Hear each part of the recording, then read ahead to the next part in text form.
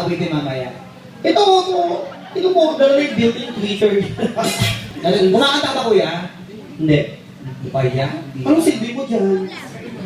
Akala ko pa naman siya yung may talent. Bakit masabi may talent? Walang itsura eh.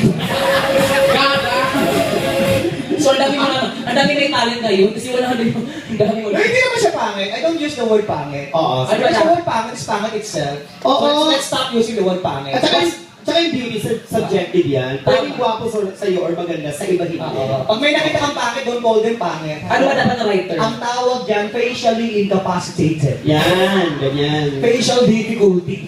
Facially challenged. Parang mentally challenged. Iba-iba kasi yung ganda ng tao, di ba? Oo. Parang si Kuya, pag tinignan mo, shit, ay, pangit. Oh. Tapos napitan mo pang ay, shit, pangit, no? Akala ko ano? Shit, pangit. Pagtitingan mo lang, masasanay ka din. Ay, Kuya, mo lang. May gwapo ka, promise. Mamusta nga tayo. Welcome sa mga taga-Amono High School, tama? Yeah. High Welcome school. sa inyo lahat. At sana may representative ng grupo na makising alam sa ating mga. Oo. Pag kita na gano'n, no? Baby na lang kita. Ha? Sino? Oo. Alam mo tayong kalbo. Ba't parang mas malago yung buhok ko sa baba kaysa sa ulo? Ba't yung baligtad yung ulo mo eh? Mas makakabuhok dito sa shit. Ito namang grupo ito. Ito gusto ko tong grupo ito. Ayan. Walang patumangga ang pag-picture para mga photographer na